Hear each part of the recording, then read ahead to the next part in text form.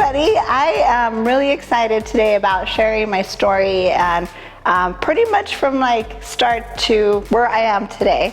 I was born in El Paso, Texas. My mom was a single mother. She worked as a custodian and she really worked hard. So one thing I learned from her was hard work. The reason I'm saying this is because it really has brought me from where I started in my career to where I am today. And I think that that's really important for you guys to know.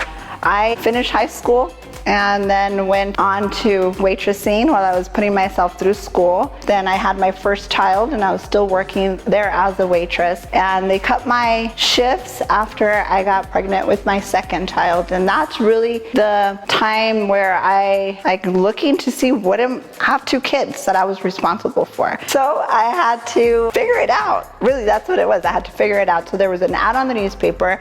It was for a receptionist at a mortgage company. And I applied, and guess what? I got the job.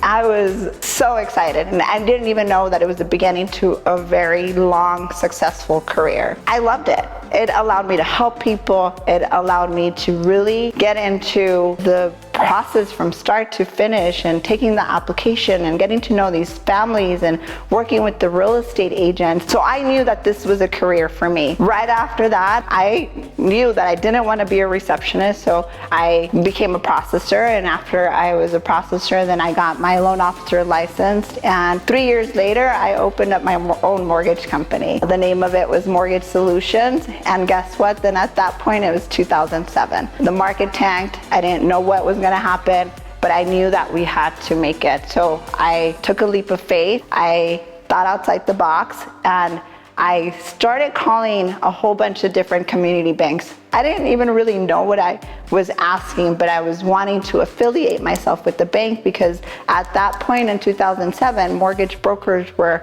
really looked at as like the ones that made 2007 happen. After the third call to the community bank, I said, I do loans and I want to partner with you. I want to use your warehouse and affiliate myself with the bank. And they said yes. So they gave me the meeting. I had to put my presentation together. This is where I say faith it till you make it, because I really went into this boardroom with an idea that later gave me the platform to become the vice president for First National Bank for the mortgage department. I was there for about 8 years and made them a very successful mortgage department for community lending, which is really what I was passionate about. It was an easy process for me because we were able to build a team, get all the right people in place, and make it a very successful department. Then they shared with me that they wanted to sell the bank and they were going to be sold to another community bank that I knew at the time didn't really have an interest in the mortgage world. But it ended up being a huge blessing because that's what really segued the introduction to Patty from New American Funding, which is the company that I work for today.